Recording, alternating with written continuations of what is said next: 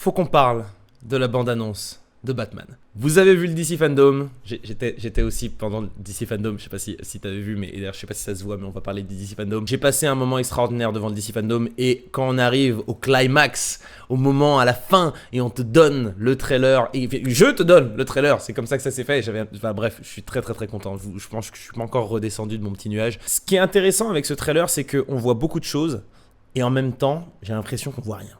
C'est-à-dire que on comprend la vibe, et la vibe est conséquente. Genre, elle est conséquente fort, mais on ne sait pas exactement qu'est-ce qui se passe. Alors, je sais que tous les mordus de comics sont en train d'essayer de voir des liens, alors peut-être un long Halloween, alors peut-être... Oui, il y a des liens avec les comics, et Matt Reeves est un grand fan de Batman, donc il était évident qu'on aurait plein de liens à tous les films, et les films d'animation, et les comics Batman. J'ai aussi cette impression qu'il y a une volonté de Matt Reeves, et peut-être de Robert Pattinson aussi, d'avoir des liens avec la tradition de Batman, toutes les choses qu'on est habitué à voir de Batman, mais aussi de la nouveauté. Je pense que Matt Reeves va prendre quelques libertés, un petit peu comme Todd Phillips avait pu prendre des libertés sur le film Le Joker. Et c'est vraiment dans cet esprit que je vois ce film, The Batman. Et c'est d'ailleurs une des raisons pour lesquelles je suis persuadé qu'on va potentiellement avoir droit au meilleur film Batman qu'on ait eu l'occasion de voir. Oui, je le pense, tout en ayant gardé en tête qu'on a eu un Batman Begins et un Dark Knight Returns de Christopher Nolan. J'inclus pas forcément Dark Knight Rises parce qu'il était bien, mais il n'était pas au niveau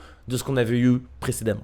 Et là, je suis franchement persuadé que Robert Pattinson va être un des meilleurs Batman, si ce n'est le meilleur Batman. On va avoir un Batman peut-être en year 1 ou year 2, au tout début de sa carrière, au moment où il n'a pas encore totalement intégré ce que veut dire être Batman. Être Batman, au début, c'est surtout casser du méchant. Tabasser des brigands, tabasser des gens, leur casser je sais pas quoi, des mâchoires. Potentiellement, peut-être qu'à un moment, il va finir par tuer quelqu'un, on n'en sait rien. On sait que Batman ne tue pas, mais tout est possible. Et j'ai vraiment cette impression que va y avoir des éléments de la tradition. On a Alfred, on va avoir Catwoman, mais il y aura des éléments qui seront un peu différents. Par exemple, j'ai l'impression que le personnage de Selina Kyle, Catwoman, sera vraiment différente. Pas différente dans le sens où elle sera soit gentille, soit méchante. Je pense qu'il faut qu'elle reste entre les deux dans cette zone grise où de temps en temps elle va être avec Batman et puis de temps en temps elle va être avec les méchants parce que elle pense d'abord à se sauver, ce que je peux totalement comprendre et ce que tout le monde peut comprendre, et de temps en temps elle va avoir des remords et se dire non mais en fait je suis une bonne personne et je peux sauver ce mec. Et j'ose espérer qu'elle va le sauver une ou deux fois. Mais ce qui comptera vraiment surtout, c'est que Bruce Wayne va devoir intégrer que être Batman, ça veut pas juste dire casser du méchant, mais ça veut aussi dire être un détective. Un détective qui va devoir récupérer les indices et tenter de comprendre exactement ce qui se passe dans sa ville. Pourquoi le Riddler est en train de faire un bordel sans nom comme ça ? Tuer le maire, le procureur, etc. Toutes ces choses qu'on voit dans le trailer. Et je pense que c'est ce qui va vraiment être le challenge de Batman. Arriver à être un détective avant tout. J'aime beaucoup un moment la phrase dans le trailer où il est en train de dire que le bat signal, c'est pas juste un truc pour l'appeler, mais c'est surtout un avertissement pour tous les méchants que, Batman il est là, et si t'es en train de faire une connerie, il y a moyen que tu te fasses exploser ta tronche. Ce qui donnera d'ailleurs une relation un petit peu particulière avec la police. Parce que comment faire confiance à un mec qui est encore plus dangereux que certains criminels? Donc je me demande un petit peu comment tout ça va réussir à se mêler. Je trouve que le trailer montre une vibe violente, dark, profondément inquiétante. Mais vraiment profondément inquiétante, et j'espère que c'est exactement ce qu'ils vont garder et qu'on aura ça dans le film. Et un autre truc que j'ai très envie de voir, c'est la relation entre Bruce Wayne et Batman. Le moment où, à quel moment je suis Batman, à quel moment je suis Bruce Wayne. J'ai l'impression que ça c'est un thème qu'on a à peine effleuré dans les films de Christopher Nolan. Parce que oui, au début, il sait pas trop, qu'est-ce que je dois faire, ok, la journée, je vais aller faire du polo, je vais aller faire des... D'accord, mais là on n'a pas envie de voir un Bruce Wayne gentleman, non. Là on a envie de voir un Bruce Wayne torturé, un Bruce Wayne meurtri qui commence à peine à faire ce truc-là, qui a du mal à gérer les horaires de nuit et devoir se lever et en même temps voir sa ville aller de plus en plus mal, voir toute la corruption et assister à cette corruption de ses propres yeux et savoir que, ok, je vais devoir revenir ce soir parce que je te vois en train de faire tes trucs, moi je suis en tant que Bruce Wayne là maintenant tout de suite, donc je ne peux pas intervenir, je vais revenir ce soir quand je serai Batman. Ensuite, forcément, je ne peux pas ne pas en parler parce que c'est un sujet qui revient, qui est revenu, le fait que ce soit Zoé Kravitz qui interprète Catwoman. Et en effet, Zoé Kravitz n'est pas la femme la plus blanche qu'on aurait pu trouver. Comme j'ai toujours dit, changer la couleur de peau d'un personnage préexistant dans une œuvre originale comme un comics ou un bouquin, ça importe seulement si sa couleur de peau change le cadre culturel du personnage. C'est-à-dire qu'un personnage a un bagage culturel qui vient avec sa couleur de peau. Au même titre que je disais que Clark Kent, s'il était noir, sa vie aurait été totalement différente. Il dirait que le mec il est au Texas, un des états les plus discriminatoires aux États-Unis. Donc en effet, si Jonathan et Martha Kent avaient adopté un enfant noir,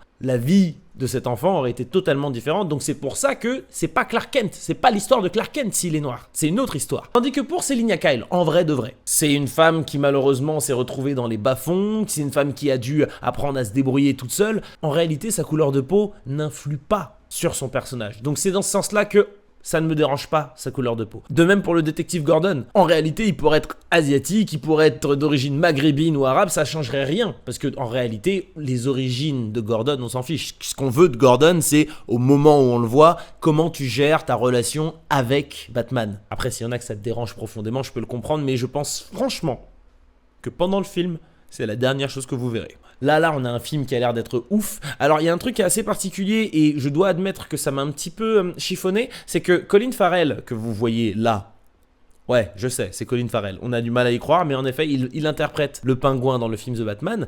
Et il a dit dans une interview qu'on ne le verrait pas tant que ça dans le film. Pourtant, j'ai l'impression qu'on ne voit que lui dans le trailer. Donc ça me fait un petit peu peur, parce que je me dis, attends, pourquoi on nous montre à ce point le pingouin dans le trailer, alors que l'acteur qui interprète le pingouin nous dit qu'il est à peine là dans le film? Tu sais à quoi ça me fait penser? Ça me fait penser au Joker dans Suicide Squad, le premier Suicide Squad. Dans le trailer, on ne voyait que le Joker, et puis après, tu vois le film, tu vois qu'il apparaît que 7 minutes sur l'intégralité du film. Donc forcément, c'est un petit peu compliqué. J'espère que ce sera pas la même chose pour le pingouin. Colin Farrell, c'est un acteur que j'aime beaucoup et que je trouve absolument brillant, donc j'ai hâte, mais vraiment hâte de voir ce qu'il pourrait donner en tant que pingouin. Puis vous avez vu à quel point il a été modifié. Je pense que ça va donner de super belles scènes. Et puis le pingouin, c'est pas forcément un personnage qui va se battre lui-même, mais il a toute une armée, il a tout un tas de gugus qu'il paye super cher pour que ces gens puissent se battre à sa place. Donc ça va donner de grosses séquences de fight. Et d'ailleurs, on voit des séquences de fight dans le trailer. On voit que ça a l'air d'envoyer du pâté. Donc voilà, après, en termes de théorie, c'est quand même franchement difficile de savoir à quoi s'attendre sur ce film. Une partie de moi a envie de partir dans des théories, dans des trucs, et après je suis en train de me dire, ouais mais en vrai, t'en sais rien. Là tu spécules par rapport aux comics que tu as lus, et vu qu'il y a certains looks qui te font plus ou moins penser à ce comics-là, t'as envie de faire cette théorie-là.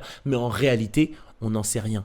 Et ça, j'ai envie de dire que c'est encore plus excitant, parce que ça veut dire qu'on va vraiment tous être logés à la même enseigne. Quand on va débarquer devant ce film, on va juste le regarder et on n'aura pas forcément pu avoir tant de théories que ça, parce que les éléments qu'on a sont encore trop minces, c'est encore trop peu pour avoir de vraies théories et savoir ce qui va se passer dans le film, ou en tout cas essayer de pronostiquer sur ce qui se passera dans le film. Tout ce que je sais, c'est que j'ai l'impression qu'on aura le Batman le plus badass qu'on ait jamais eu. Alors c'est vrai que le Batfleck, il était quand même bien badass, il y a eu des scènes de combat qui étaient franchement ouf. Mais je sais pas, là, il y a un côté brutal mais humain. Tu vois ce que je veux dire? Quand tu regardes Batman version Ben Affleck, il a même un côté un peu super-héros, t'as l'impression qu'il a des super-pouvoirs.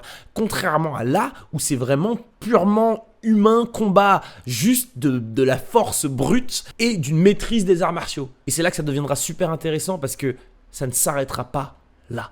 On aura en plus un mec qui va devoir apprendre à devenir un détective pour résoudre les énigmes de Riddler. Enigma. Oh, je suis tout excité. Moi, franchement, j'ai hâte. Donc, j'espère que vous aussi, vous avez tout aussi hâte. Si vous avez des théories, n'hésitez pas à les mettre directement dans les commentaires, parce que j'ai vraiment envie de lire ça, qu'on puisse échanger tous ensemble. On se retrouve très bientôt. J'espère que vous avez bien aimé cette vidéo. J'espère que vous étiez confortablement installés dans le bien-être de vous-même, parce que c'est important. On se retrouve très bientôt. D'ici là, regardez de bons films, lisez de bons comics, jouez à de bons jeux vidéo et buvez de l'eau. C'est important.